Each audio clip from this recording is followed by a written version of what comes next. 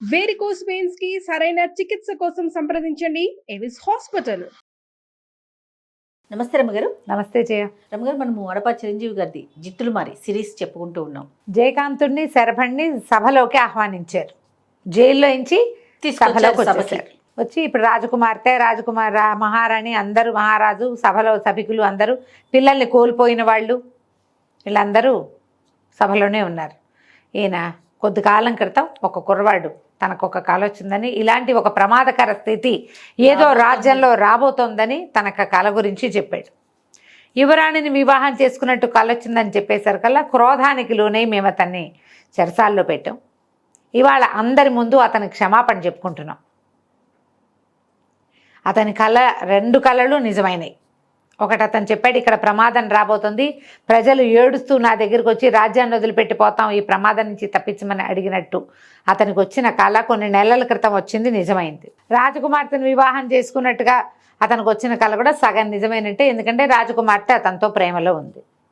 ఈ అబ్బాయికి క్షమాపణ చెప్తున్నానని క్షమాపణ చెప్పేశాడు సభాముఖంగా. సో కూతురు విషయాన్ని చేస్తే ఇతను ఏమన్నాడు, అంత మాట అనకండి, మేము మీ ప్రజల్లో వాళ్ళం, రాజకుమార్తెను వివాహం చేసుకోవడం కోసం నేను రాలేదు ఇక్కడికి, ఈ ప్రమాదం వస్తోంది, దీన్ని ఏ రకంగా తొలగించగలమో మీకు ఏదైనా సహాయపడదామని వచ్చా, మీరు ఆజ్ఞాపిస్తే ఏదైనా చేస్తాను నేను అంటే, ఈ అమ్మాయిల్ని వెతుకొచ్చే పని నువ్వు చేయగలవా అన్నాడు. తప్పకుండా చేయగలను, కాకపోతే ఎవరు ఎక్కడ ఎలా ఏమిటి అనేది మనకి తెలియాలి. అప్పుడు అందులో 4 ఆడపిల్లలు ఒక చోట ఉన్నప్పుడు ఒక ఆవిడ కనపడింది, అందులో ఒక పిల్లని తీసుకుపోయింది, మిగిలిన 3 ఆడపిల్లలు చూశారు. అదొక మాంత్రికురాలుగా మారిపోవటం, ఆమె చేతిలో ఒక మంత్రదండం ఉండటం, 3 చోట్ల అలాంటివే జరిగినాయి. మిగిలిన వాళ్ళు చూశారు. పక్క రాజ్యపు రాజకుమార్తె రాగలతను ఎత్తుకుపోయినప్పుడు ఎవరు చూడలే, వాళ్ళు చూసుకున్నారు. వాళ్ళకి తెలుసు, వీళ్ళకి తెలియదు. ఈ ఊళ్ళో జరిగినవి ప్రతి చోట కొంతమంది పిల్లలు ఉండగానే, మిగిలిన పిల్లలు ఉండగానే అందగత్తైన పిల్లని ఆమె తీసుకుపోయింది, ఒక మాంత్రికురాలు, వికృత రూపిణి ఒక ఆవిడే. ఇప్పుడు ఇది వెతుక్కుంటూ వెళ్ళాలి. ఏది దీనికి దరితెన్ను లేదు, అది ఎక్కడుందో తెలీదు మనకి, ప్రయత్నం చేసుకుంటూ వెళ్ళాల్సిందే. ఇక్కడ ఎవరైనా ఉన్నారా అని తెలుసుకోవాలి. అయితే రాజుగారు ఏం చేశారంటే, వీళ్ళిద్దరికీ చెరుకోపళ్ళ నిండా బంగారు నాణ్యాలు పోసి ఇచ్చారు. 2 చక్కటి నల్లటి గుర్రాలని గిఫ్ట్ ఇచ్చారు. ఈ గుర్రాలు వేసుకుని వెళ్ళండి, వెతకండి, మీకు ఏ అవకాశం ఉన్నా ప్రయత్నం చేయండి. ఇప్పుడు 2 కళల్ని విశ్లేషిస్తే, మొదటి కళలో అందరూ దుఃఖిస్తున్నది, 2వ కళలో యువరాణి పెళ్ళి. ఊరికే ఎందుకు పెళ్లి చేసేస్తారు, ప్రేమించుకుంటే పెళ్లి కాదు ఇది. బహుశా రాజ్యంలో ఏదో శుభం జరుగుతుంది అంటే, ఏదో జరగబోతుంది, దానికి ప్రయత్నం చేయాలి. సరే వీళ్ళు మేము చేస్తామన్నారు. కొంచెం మదన మంజరి దుఃఖించింది, రోజు కలుసుకుంటున్నారు కొన్ని నెలలుగా వీళ్ళు. మరి తను కనపడ్డు, ఇది ప్రమాదకరమైన పని, మంత్రగత్తెలు మాంత్రికులు అనగానే భయమేదు, అంతే. దుఃఖిస్తూనే తన రాజ్యానికి అవసరమైన ఈ పనిని చేయడానికి సాహసిస్తున్న జయకాంతుని చూసి సంతోషిస్తూ పంపించింది. ఈ అబ్బాయిలు ఇద్దరు బయలుదేరారు. ఇక దరి తెన్ను లేదు, అడవులు. ఎంత ప్రయత్నం చేశారో, వెళ్ళి చివరికి ఒక రాజ్యాన్ని చేరారు. ఈ రాజ్యాన్ని చేరాక, ఈ రాజ్యం ఏమిటి, కుండిన రాజ్యం, కుండిన నగరం అది. ఈ నగరంలోకి ప్రవేశించి వీళ్ళు ఇప్పుడు 3-4 రోజులు ప్రయాణం చేశారు. మొదట వాళ్ళు కట్టించిన ఆహారం అంతా అయిపోతుంది. ఎన్ని రోజులు ఉంటాయి వండిన ఆహారాలు, కాయా కసరు తింటున్నారు. సరే ఇక్కడ ఎవరైనా పుట్టకోళ్ళ ఇల్లో ఏదైనా దొరుకుతాయేమో చూద్దామని నగరం లోపలికి వెళ్ళారు. అది కుండిన నగరం అని తెలిసింది. వీళ్ళు ఇక్కడ ఏమైనా పుట్టకోళ్ళు దొరుకుతాయా అదే అని అడిగారు. అడిగితే, బాబు ఈయన ముందుకెళ్ళండి, రాజుగారు కట్టించిన ధర్మశాలలే ఉంటాయి, అయితే ఒక పని చేయాలండి, మీరు రాజుగారిని చూడాలి. ఎందుకు, అది అవసరమా అని అడిగారు. వీళ్ళు అవసరం అంటే కాదండి, కానీ ఎవరైనా వీరుడు రాజ్యంలోకి వస్తే నాకు ఒకసారి చూపించమని అడుగుతారు, మీ ఇష్టం అంటే వీళ్ళు సరే రాజుగారిని మేము కలుస్తామన్నారు. ఇద్దరిని రాజుగారి దగ్గర తీసుకుపోతే ఆయన, ఆ రాజ్యానికి రాజుగారి పేరు విక్రమకేసరి. ఆయన చాలా దిగులుగా ఉన్నాడు. నాయన ఏ ఊరు ఎక్కడ ఏమిటి అని కనుక్కుంటే, ఫలానా రాజ్యం నుంచి వచ్చామండి, అవంతి నగరం, మేము ఇట్లా బయలుదేరాము, మరి మా రాజ్యంలో ఇలా అమ్మాయిల్ని ఎత్తుకుపోతున్నారు, దాన్ని కనుక్కోవడానికి వచ్చాం అనేసరికి ఆయన అన్నాడు, బాబు వెతకపోయిన తీగ గాలికి అడ్డమడ్డట్టుంది, మా అమ్మాయిని కూడా ఎవరో ఎత్తుకుపోయారు. అయితే రాజకుమార్తె 2 అమ్మాయిల్ని రక్షించిందని ఆ అమ్మాయిలిద్దరిని అటకాయించినటువంటి దొంగలు చెప్పారు మాకు, మా మీద ఫైట్ చేసింది అమ్మాయిలిద్దరిని రక్షించింది అని. ఆ అమ్మాయిలే ఈమెను ఎత్తుకుపోయి ఉండొచ్చు. ఒకటి రాక్షస అయితే రెండోది ఏంటంటే రెండోది మంత్రదండం. అది 2 రూపాల్లో కనపడుతుంది. ఆ మంత్రదండం ఏ రూపం కావాలంటే ఆ రూపం ధరిస్తుంది. మంత్రదండం అని చెప్పాడు. చెప్తే అమ్మాయి ఈయన ఏమన్నాడంటే, మా కుమార్తె రాగలత తన అన్నయ్య ఆనందవరంతో కలిసి వేటకెళ్ళింది. అన్న చెల్లి సెపరేట్ అయిపోయారు. చెల్లెలు కొంతమందికి కనపడి మాయమైపోయింది. రాగలత చాలా అద్భుతమైన ఫైటరు, అన్నయ్యని మించింది. కత్తి యుద్ధంలో పేరెన్నిక కలిగింది. ఇంకా వివాహం కాలేదు, అవివాహిత కన్య. మా అమ్మాయిని రక్షించి తెచ్చిపెట్టు నాకు అని ఆయన అడిగాడు. అడిగితే ఇతను ఏమన్నాడు, సరే మీరు పని చేయండి, రాగలతది ఒక చిత్రం గీయించి ఇవ్వండి. వీళ్ళు ఒక 4 రోజులు మా దగ్గర ఉండమని అంతఃపురంలోనే ఉంచుకున్నారు. నగరంలోనే ఉంచుకుని 4వ రోజున ఒక చక్కటి వస్త్రం మీద అమ్మాయి బొమ్మ గీయించి ఇచ్చారు. అయితే వీళ్ళు ఏమన్నారంటే, అక్కడ ఏ భయభయత మాంత్రికుల హడావిడి ఉందో అక్కడ మనకు తెలీదు, చిన్నప్పటి సంఘటన ఏదైనా ఒకటి చెప్పండి, ఆ అమ్మాయికి మేము మంచివాళ్ళమేనని తెలియటం కోసం అని ఆనందవర్మని అడిగి, అమ్మాయి అన్నయ్య విక్రమకేసరి గారి కొడుకు అమ్మాయి చిన్నప్పటి సంగతులు కనుక్కొని మళ్ళీ బయలుదేరి వెళ్ళారు. వీళ్ళు ఒక 2-3 రోజులకు సరిపడా ఆహారం కట్టించారు. వెళ్ళగా తిండంతా అయిపోయింది. ఇక ఒక అడవిలోకి ప్రవేశించారు. ఎంత వెళ్ళినా అడవి పూర్తి కావటల్లా, ఎక్కడికి వెళ్తున్నామో తెలియటల్లా. చాలా వెళ్ళారు. 5-6 రోజులు ప్రయాణం చేశారు. చివరికి వీళ్ళు ఒక చోటకి చేరేసరికల్లా వాళ్ళకి ఎట్లా కనపడింది, ఒక పచ్చగడ, ఒక అడవి, ఒక ప్రాంతము, నీటి బొగ్గు ఒకటి ఉంది, నీరు వస్తుంది, ఏవో పళ్ళు అవి కనపడుతున్నాయి. అక్కడ ఒక ఆయన ఋషీశ్వరుడు తపస్సు చేసుకుంటూ కనపడ్డాడు వీళ్ళకి.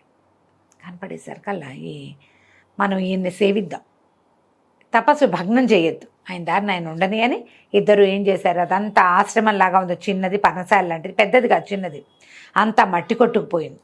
చెట్లు కొమ్మలు మొక్కలు చెక్కలు విరిగి పడిపోయి ఎండుటాకులు రోతగా ఉంది. ఆయన ఎప్పటి నుంచి ధ్యానం చేసుకుంటున్నాడు. జనరల్గా ధ్యానాలు అవి శుభ్రమైన ప్రాంతాల్లో చేసుకుంటారు. ఈయన శుభ్రం చేసుకుని కూర్చుని ఉంటాడు. ఎన్ని రోజులైందో ఇట్లా అయిపోయింది. ఇద్దరు కలిసి చుట్టూతా అంతా శుభ్రం చేశారు.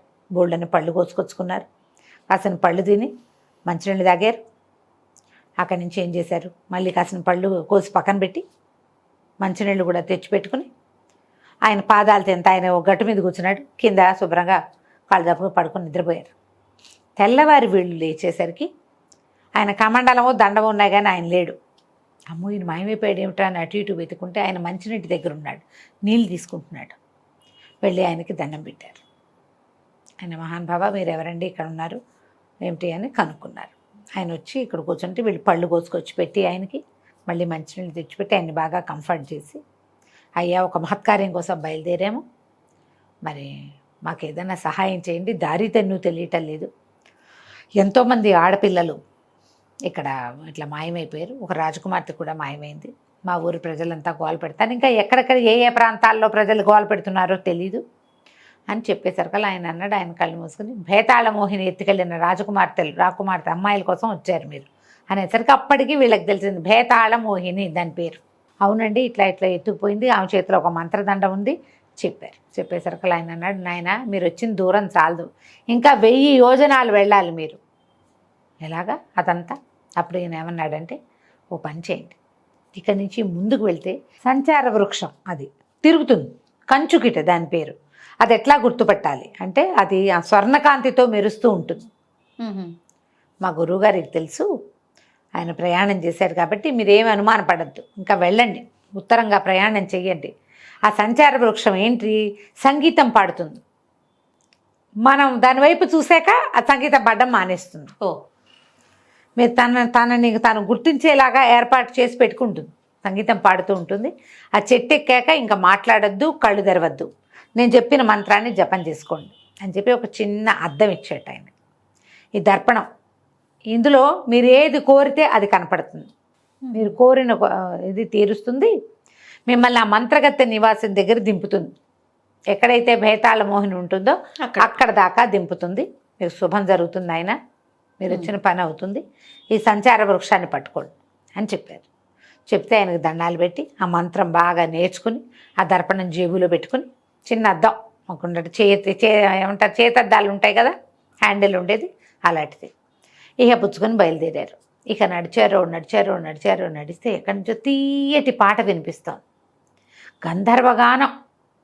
ఆ గానం ఎట్టించి వస్తుందా అని వెతికితే ఒక మూలగా బంగారపు రంగు ఆకులతో ధగ ధగ ధగ మెరుస్తూ ఒక వృక్షం కనపడింది వీళ్ళకి.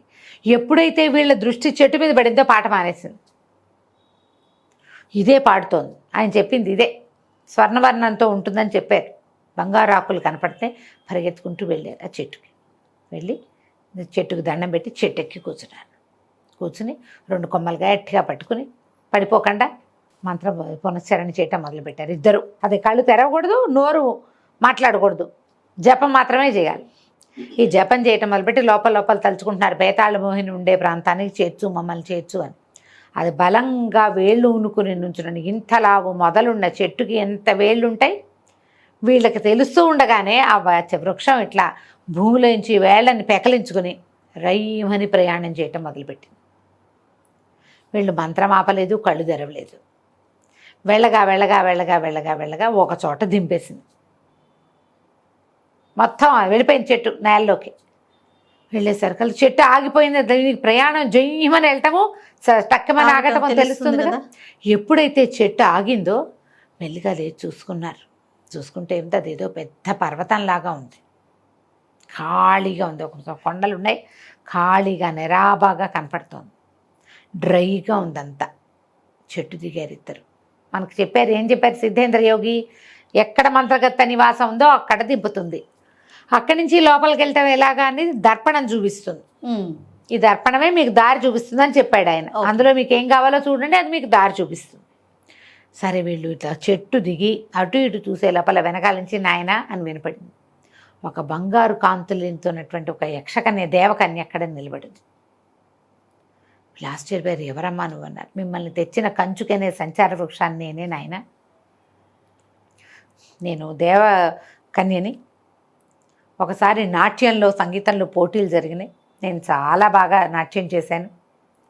అయితే నాకంటే నా ప్రత్యర్థి ఎవరైతే ఉన్నారో అపోనెంట్, ఆ అమ్మాయి గెలిచింది. నేను గెలవకపోవడంతో కోపంతో దేవేంద్రుడిని నిందించాను. దేవేంద్రుడిని నిందించి, స్వర్గాన్ని నిందించి, పెద్దవాళ్ళందరినీ నిందించేశారు. కల్లా భూమి మీద పడి ఉండు, నువ్వు భూమి మీద ఉపయోగం లేని గానం పాడుకుంటూ ఉండమని నన్ను శపించాడు. నేను సంచార వృక్షంగా మారిపోయాను. అయితే నేను పదే బతిమలాడితే ఇంద్రుడు నాకు ఏదైనా ఒక మహత్కార్యానికి ఉపయోగపడినప్పుడు నాకు ఈ జన్మ నుంచి విముక్తి వస్తుందని చెప్పాడు. ఎంతమందో ఋషుల్ని, మహర్షుల్ని అన్ని చోట్లకి తిప్పాను. కొంతమంది కన్యలని, వాళ్ళని ప్రాణాలు కాపాడే పరిధి చేస్తున్నందుకు ఒక మానవుడికి ఉపయోగపడితే నాకు ఇది విముక్తి వస్తుందన్నారు. నాకు ముక్తి వచ్చేసింది నాయన, చాలా సంతోషం, మీ పని అయిపోతుంది అని చెప్పేసరికల్లా వీళ్ళు పదే దండాలు పెట్టారు. నువ్వు ఇంత దూరం తీసుకొచ్చావు కాబట్టి మేము వచ్చామమ్మా అంటే, నువ్వు ఎప్పుడో మీ పని ఎంత అయ్యాక ఒక వరం ఇస్తాను, కావాలంటే కోరుకోమని. అయితే సరిపడు అన్నాడు, అమ్మా నా వాడికి ఒక వరం, నాకు ఒక వరం, 2 వరాలు ఇవ్వాలంటే ఆవిడకి నవ్వింది. అలాగే తెలివిగల వాళ్ళు, మీరిద్దరికీ చెరుకో వరము ఇస్తాను, ఒకసారి మీ కోరిక తీరుస్తా అని చెప్పి మాయమైపోయింది.